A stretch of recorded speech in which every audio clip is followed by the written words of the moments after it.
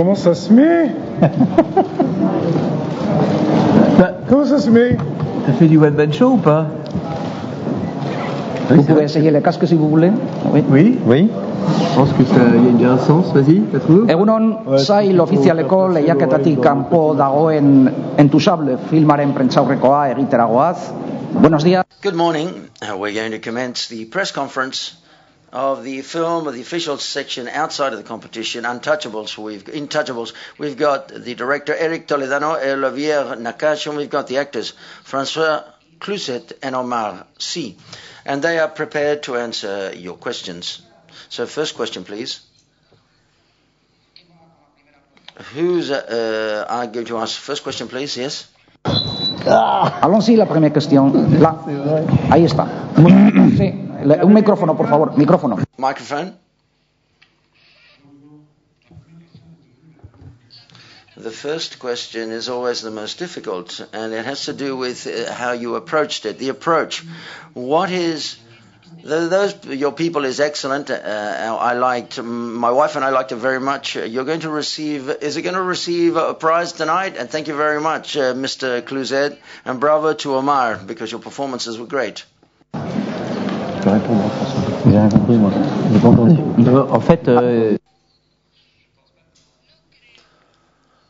I don't think that we form part of the competition. It doesn't form part of the competitive side of the official section. But if we get an award or a prize, we'll take it, of course. Well, this was a joke. I'm not gonna repeat the joke because as it worked from the beginning, I'm not going to repeat it. Allá atrás hay un micrófono ahí atrás. There's a question back there. Yes. Congratulations for the film.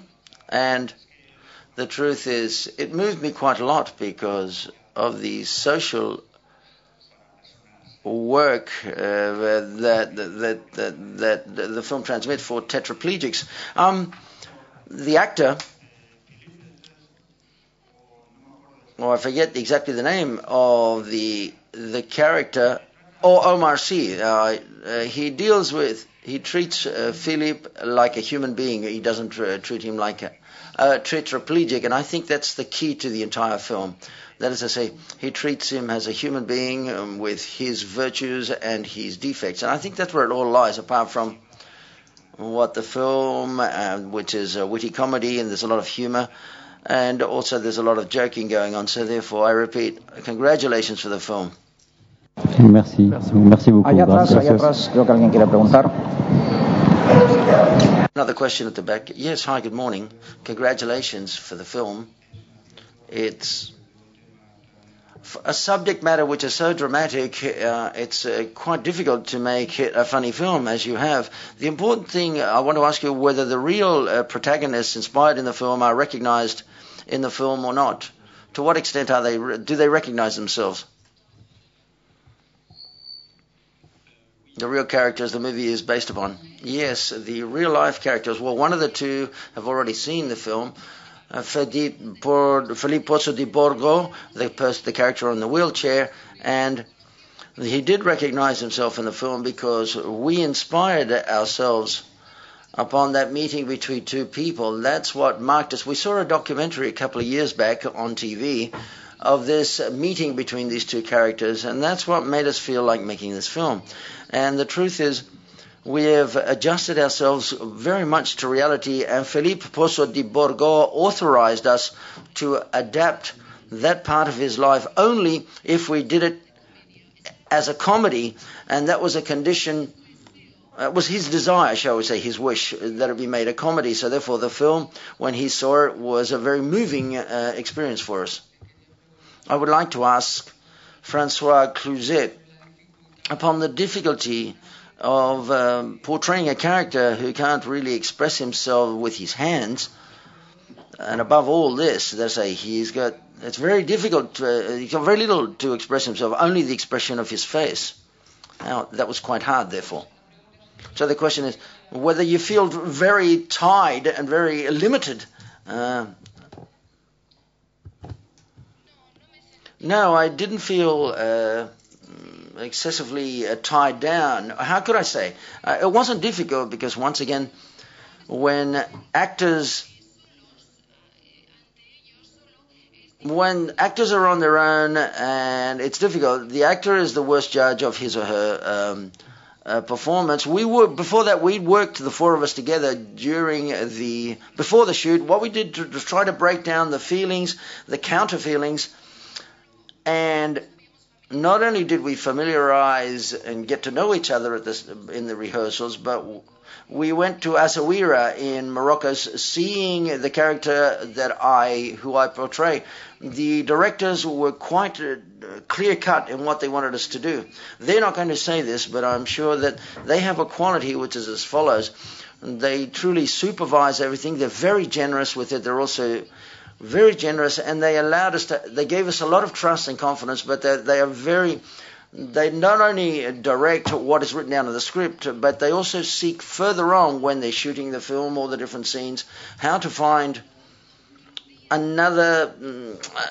to discover more and go further in depth and to surprise each other every day. So therefore, for me, it was quite simple. I didn't have to move, so therefore, sometimes when I did move, they quickly said, well, okay, I'm leaving the character. Why? Because I couldn't move, because spontaneously there was a reflex action and I expressed something with my body. But it was quite simple at the end of the day, because I was a spectator vis-a-vis my colleague who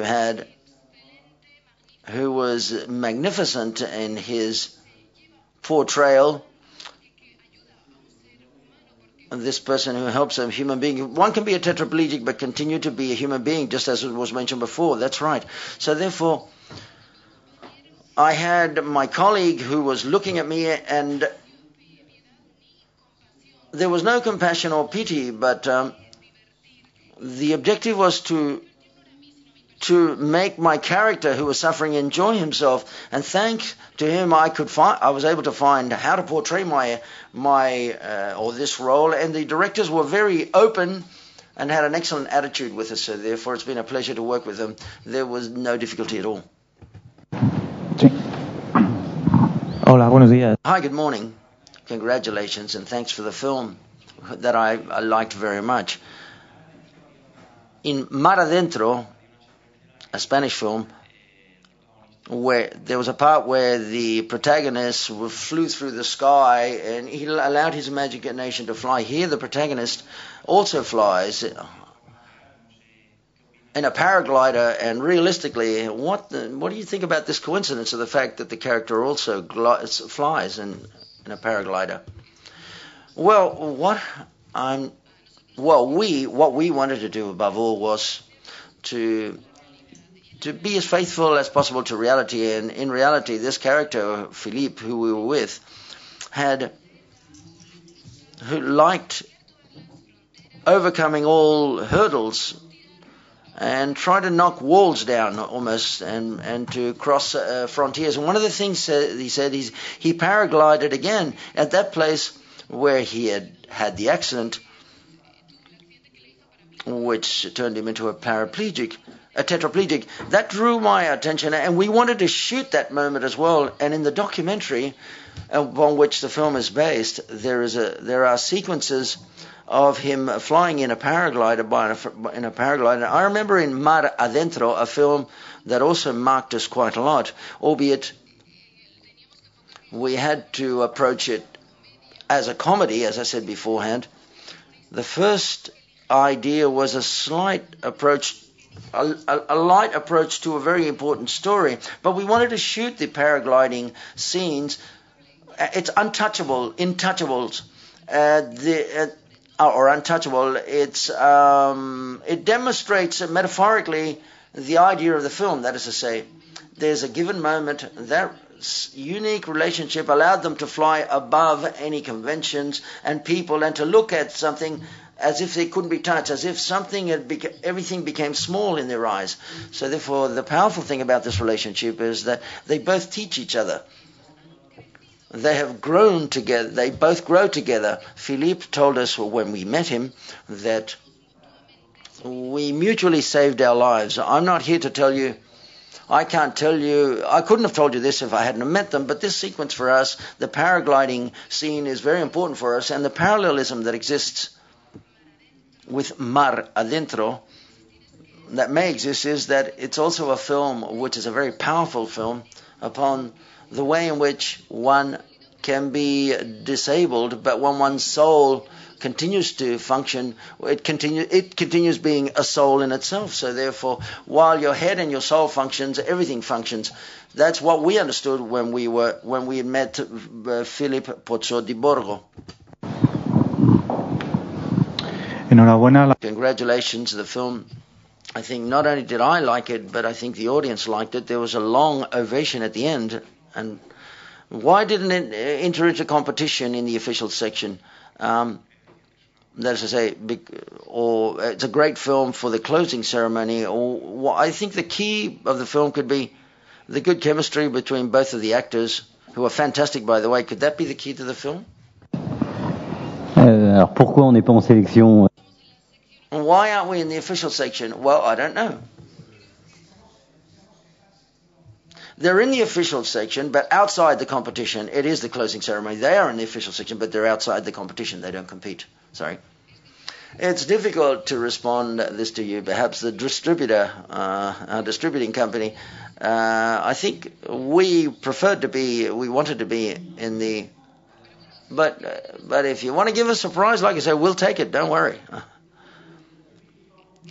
The prize of those that are not in the competition. For example, give us a prize for that, or the prize of the best closing film. Okay, why not organize a prize along those lines? In any case, thank you very much for saying those kind words. That I want to say something which sounds banal perhaps, but the best reward are these types of reactions. These are the best rewards, albeit it sounds like a cliche phrase. It's very beautiful what you've said. By the way, if you want to read me, I'm in Bateau Magazine. Long live love, I think he's saying. And if there were less violence on earth, it would also be much better. Things would be much better. Cliche phrases. Next question. The key of the film, apart from the script, is, I think, do you agree there was a very good chemistry between Francoise and Omar, who are exceptional in the way they portray the roles. Otherwise, the film wouldn't have worked. Apart from the gags, which I think are very well written.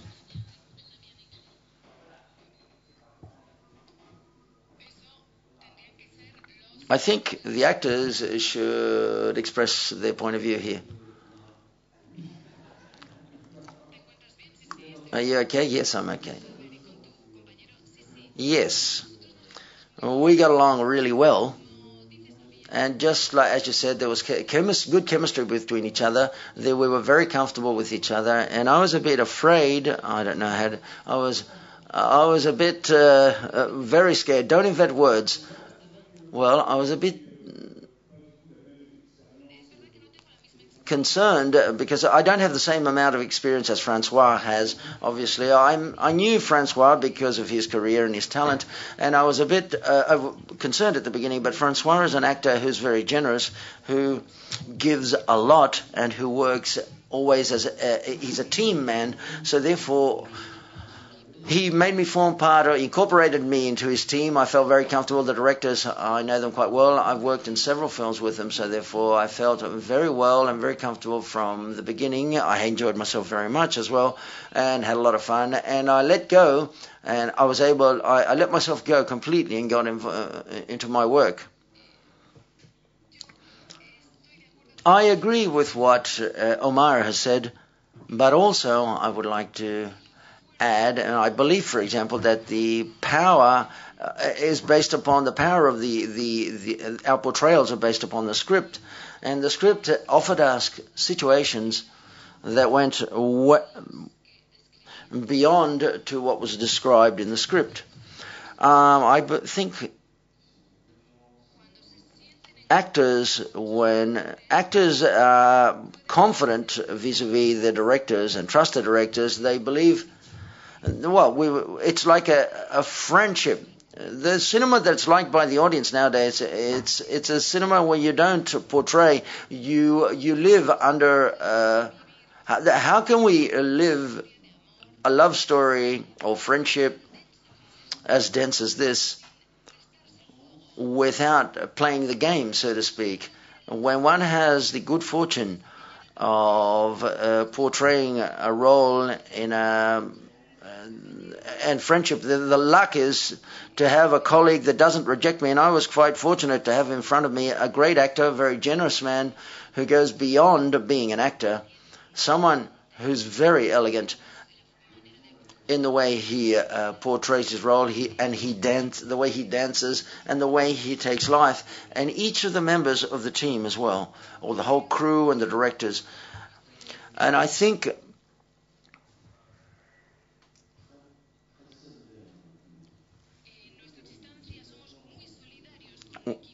there was a lot of solidarity, and I think actors understand that the audience nowadays don't come to see an actor to play a role in a film. Before, in Mar Adentro, you were talking about Javier Bardem. In Mar Adentro, it's not simply a performance of this actor. Nowadays, the audience, albeit they don't know who the director or the actor is, what they come to see is a film, because they've heard talk about that film, and so therefore, for example, by word of mouth, they've told, go and watch that film because it's worthwhile watching the movie. Don't wait for it to come on TV. It's worthwhile to go to the movie theater, leave the house, and go quickly to the cinema before it goes somewhere else. And thanks to our directors, quite fortunately, once we read the script, we had one single challenge. That's do our work according to what was stipulated in the script. And I was fortunate enough to have a great colleague who's a unique person, and it was a great fortune for me to portray my role with Omar and admire him, and also other feelings that perhaps are too easy to explain. Merci. Je vais insister. I'm going to insist upon 2 points, please. I've seen official section here, and there are prizes to new directors, and that's why I asked my question. And it was written down here on the sheet. Perhaps you'll get the prize to new directors. No, but they're not new directors. Yes, but when you say new directors, you're referring to the first film. I don't know. We will have to ask the organization why it's written down in this section. These are old directors. These aren't new directors. It's their fourth film, feature film. Apart from all the advertising of the film,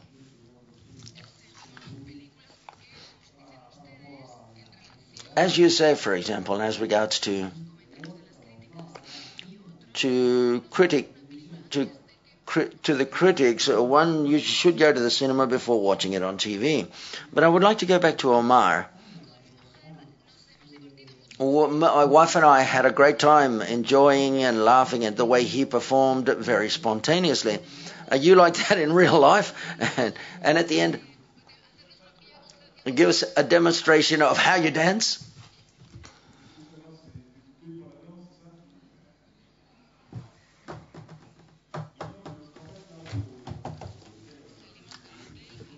We leave the hotel. We've just had breakfast. We've just left the hotel, so it's very difficult for me to start to dance. But perhaps tonight I'll be more in shape, and I might take a few steps.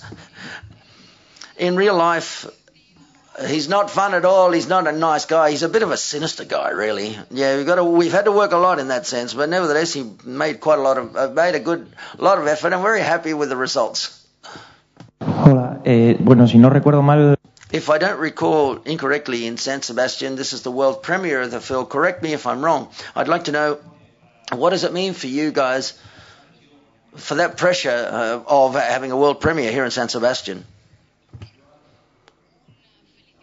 Well, that's an enormous excitement and happiness to be here, because the truth is the film has not been premiered in France yet.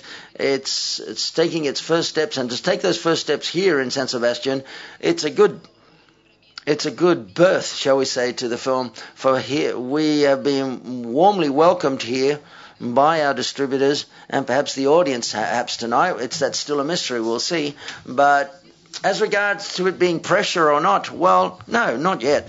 We're just happy. It's the beginning of something, really. Now We're going on tour in France. We were in Saint-Jean-de-Luz yesterday. It's the beginning of a long and pleasant journey. Sometimes people say that promotional work is very harsh, but we, and as Francois says, we get along very well, so it's a pleasure for us to do this. And plus, we eat very well. We had a good pinchos in the well-known and famous pinchos in San Sebastian. And it's true, it's a very big cinema. It's a gigantic cinema, and as it's a comedy, I hope people will laugh, and there'll be a lot of people laughing tonight. We're very impatient to see how the audience reacts to the premiere, because there will be evident reactions. We will see how a large cinema as the Cursal is, and then we'll have a few pinchos beforehand as well. Why not? With a few anchovies. In English this time. We've heard about how the actors work together on screen. I'd like to ask the actors first how the directors work together on the set, and then I'd like the directors to respond to the actors' observations.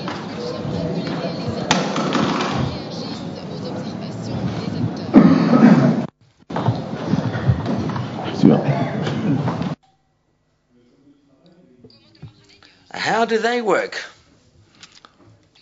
Well, they work, they're on set, and Francois said it before, I think. They are generous. What's very interesting with them is that when we're on set, we obviously had a good time and had a lot of fun. They're not pretentious at all. They're not certain exactly. They propose a situation and then they stimulate us as actors. That's what I like. They stimulated our work, so to speak, because I like this job I do because I like to have a good time and fun. And on the set we had a lot of fun. It doesn't mean we weren't working, but it was almost playful. We were always seeking an objective, and these two people have a very good technique, a very specific script, but they always sought something beyond a situation, and it's very stimulating and very good for an actor. When one comes home, for example, one feels very satisfied with having work and happy with the work that you've carried out on set with these two gentlemen.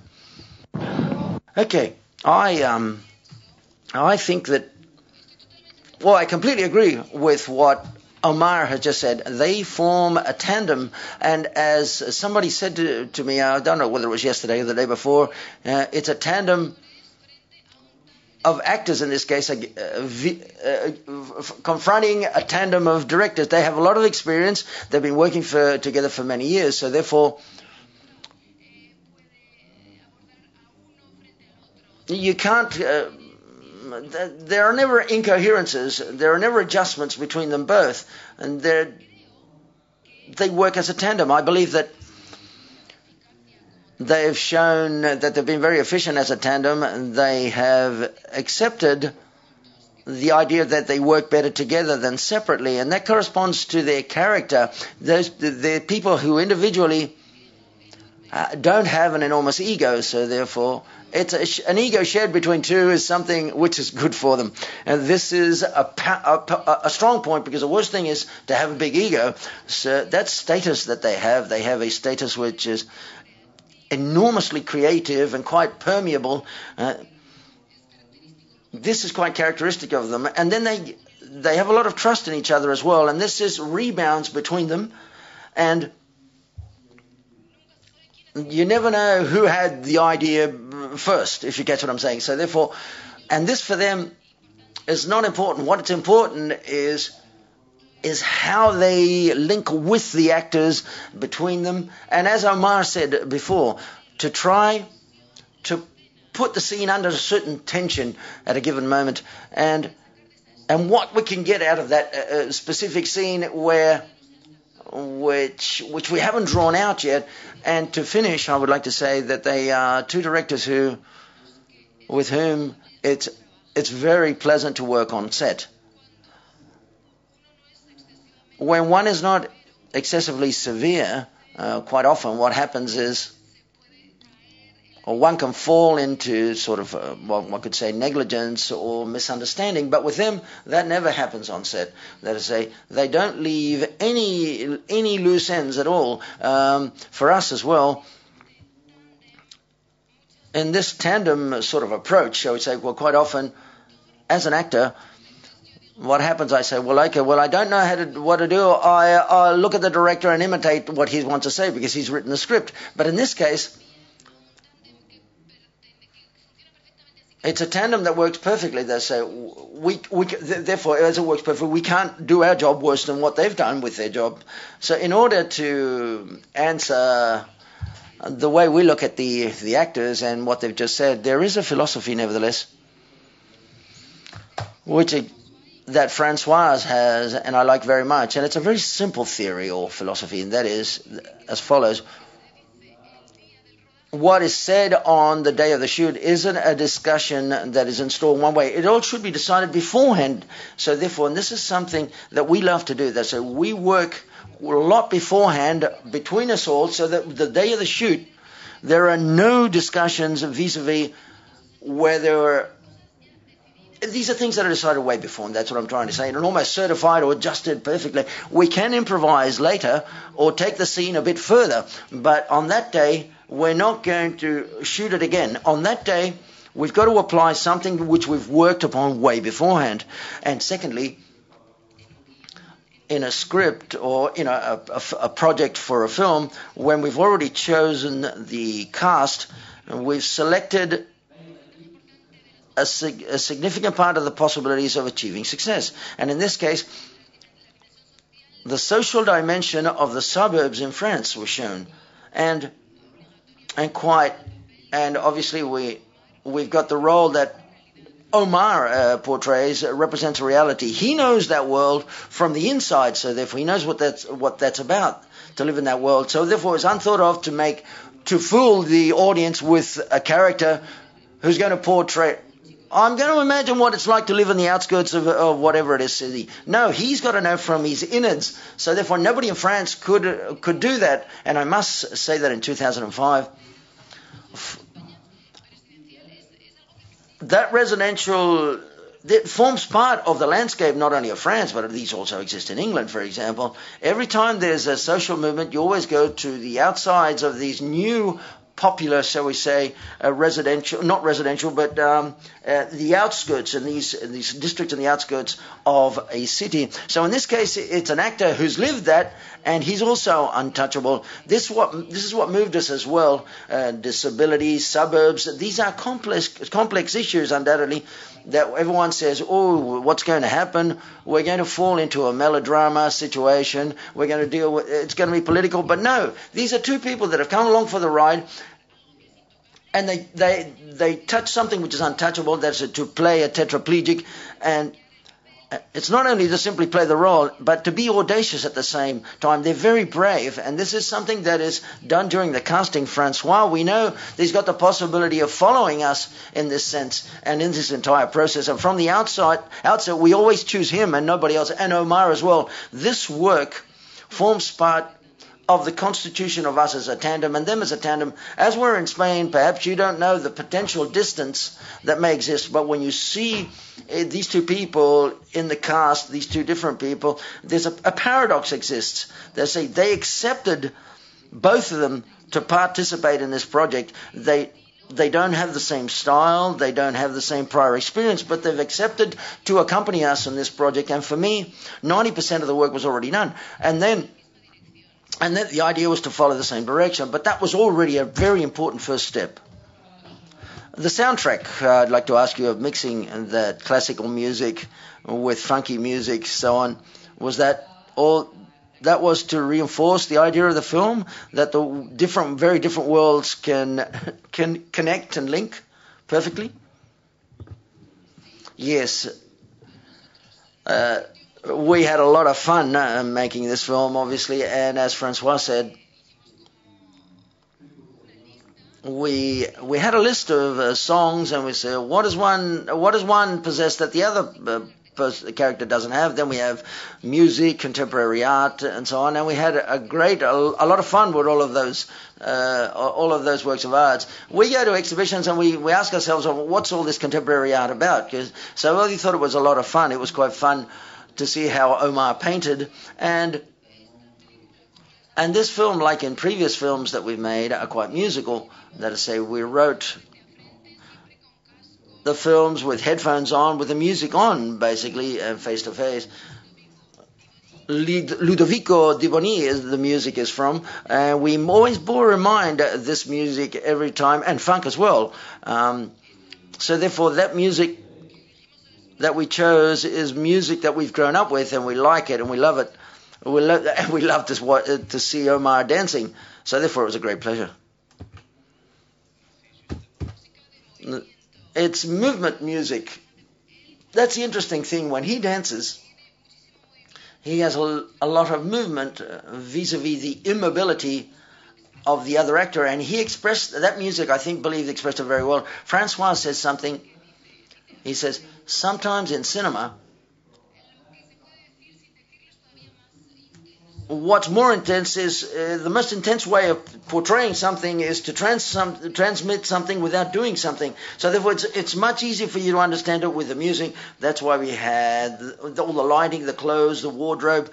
Or many times it's not necessary for there to be dialogues.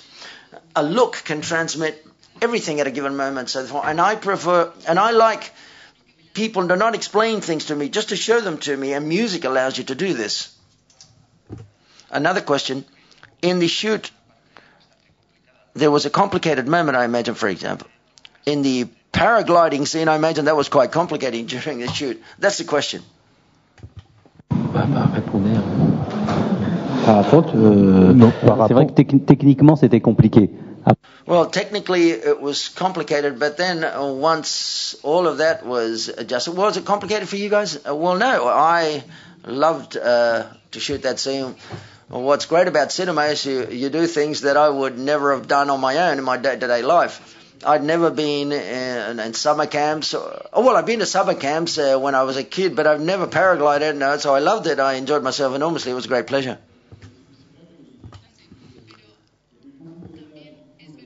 It is true that there was a lot of technical adjustments. We had to jump off a paraglide several times. I think I did 10 flights, and it was like going to Euro Disney. It was quite a lot of fun, but without Mickey Mouse in the background.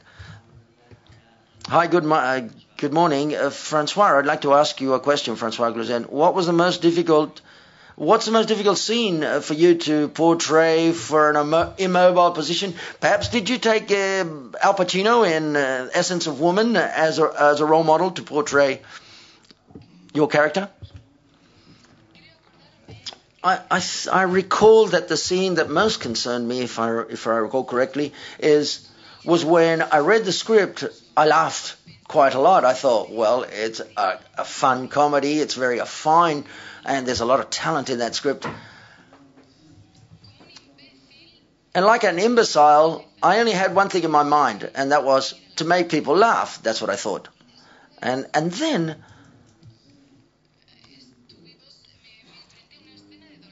I had to confront a scene with a lot of sorrow and grief, and it wasn't prepared.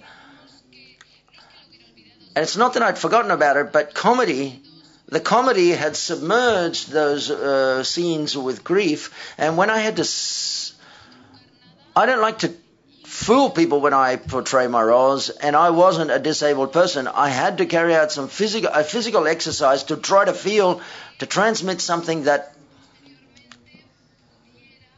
perhaps subsequently could exist in my mind to get closer to the character. For example, disabled people have what they call ghost pains, and the directors, Omar and I, talked about all of these types of pains, and they're called ghost pains, and just the name in itself is quite enigmatic, isn't it? That was the moment in which I was under the impression that I was making another film. I believed quite firmly that spontaneity and generosity and the freshness and the fantasy of Omar's character, and Omar himself was convinced that these elements would make up the film. But it wasn't too clear in my mind that my character was going to hide these pains that he was suffering. And when I had to demonstrate it, I had to get prepared to feeling this pain as if it were real, albeit it had nothing to do with what because I hadn't suffered it realistically in life. Like, for example, when Omar plays with the hot water, did you have a hard time there, or did you, or was it easy to do this? No, thank God. That's the magic of cinema. It was cold water, it wasn't hot water, and the smoke came from some sort of little capsule or something. No, otherwise I wouldn't have accepted for hot water to be poured on my leg. I think if we would have done it that way, I don't think we'd get along together as well as we do now. I don't think the director wouldn't have allowed him to use hot water, and I think Omar would have accepted to use hot water to make it more realistic. The gags and the jokes, what mirror have you looked in, who have you looked at in order to choose those types of gags and jokes? Well, we usually say that we make films that talk about our past, our common past, because we met at a summer camp and we reflected those happy days, I think it's a film. And we also made a film upon the family, which is called Témoignage. And this film didn't talk about our past, but we did express ourselves very subjectively. So therefore the mirror that we've used, or what we've looked at, I imagine, was the fact that it's a character who continues to be quite optimistic and who has chosen a philosophy in life to be optimistic, albeit the circumstances in which he lives in might make him be depressed and to have a morbid type of humor. What's admirable, I believe, in this way of approaching life is that we took an extreme case in order to demonstrate that there does exist pessimism, and by demonstrating his optimism, where perhaps we're reflecting something about us too as directors. We have to continue to be positive, we have to continue to love life and to have the will to share and to love, albeit everything else around us tells us that we shouldn't be doing it.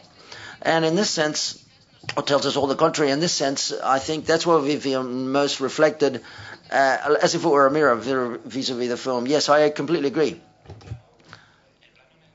The scene in which the real characters come out, was it clear from the outset that you wanted to show this on the screen? Because this is something that draws my attention in films based upon real life characters, and on the other hand, this is something which bothers me at the same time. No, we hadn't thought about using those scenes. It's an idea that emerged during the editing process, because we realized that we were talking about real life characters, and it was a small tribute at the end to these two characters to mix the real life story and the film, and also an emotion that stems from the film at the end, and the real emotion of two true characters when you see them together. This is something which quite intense and quite powerful. And that's why we made the decision of using it. The idea of the film emerged from the documentary we saw, and those images are from the documentary, so therefore we closed the circle there, so to speak. Then we chose a specific gesture which appears in the documentary, in which Felipe de Pozzo di Borgo smokes a cigarette, and the